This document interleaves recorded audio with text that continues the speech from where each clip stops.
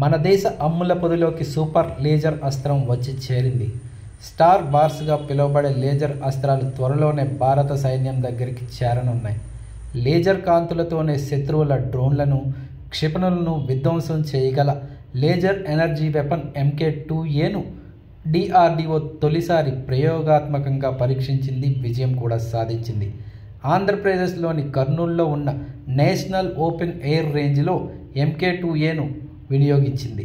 కేవలం లేజర్ కాంతులతో డ్రోన్ సమూహాలను, ఫిక్స్డ్ వింగ్ UAVలను ధ్వంసం చేసింది. ఈ లేజర్ కాంతులు అత్యంత శక్తివంతమైనవి. ఎలాంటి రక్షిత డ్రోన్లనైనా ధ్వంసం చేస్తాయి. ఈ అధునాతన వ్యవస్థ భారత సైనిక దళాలకు ఒక గేమ్ చేంజర్గా చెప్పొచ్చు.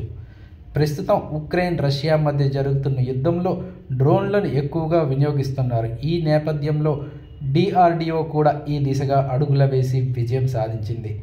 ఈ ప్రయోగం సక్సెస్ అవ్వడంతో ప్రపంచవ్యాప్తంగా అత్యంత శక్తివంతమైన లేజర్ DEW వ్యవస్థలు ఉన్న అతి కొద్ది దేశాల సరసన భారత్ కూడా చేరింది.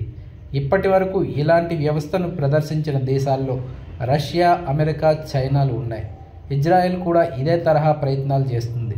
సో మనం 4 లేదా 5వ స్థానంలో ఉంటాం. ఇలాంటి ప్రయోగం చేయడం దేశంలో ఇదే తొలిసారి. దేశీయంగా రూపొందించిన MK2A DEW లేజర్ అస్త్రం సుదూర లక్ష్యాలను కూడా మెరుపు వేగంతో సమర్థవంతంగా ఛేదించగలదు.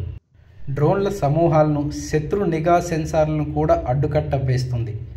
ఇది మెరుపు వేగంతో, ఖచ్చితత్వంతో కేవలం సెకండ్ల వ్యవధిలోనే అనుకున్న లక్ష్యాలను చేరుకునే సామర్థ్యం ఉంది.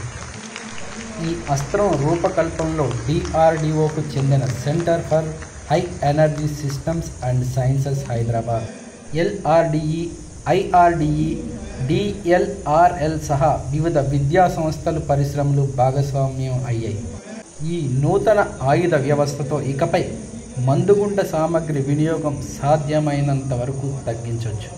అత్యంత మెరుపు వేగంతో శత్రువు ఎలాంటి క్షిపణులను ప్రయోగించిన కేవలం లేజర్ కాంతులతో తిప్పికొట్టగలిగే సామర్థ్యం ఇకపై భారత వశం కాబోతుంది. అందుకే ఈ ప్రయోగం ట్రయల్స్ని చాలా విజయవంతం అవడంతో DRDO శాస్త్రవేత్తలు ఆనందం వ్యక్తం చేస్తున్నారు.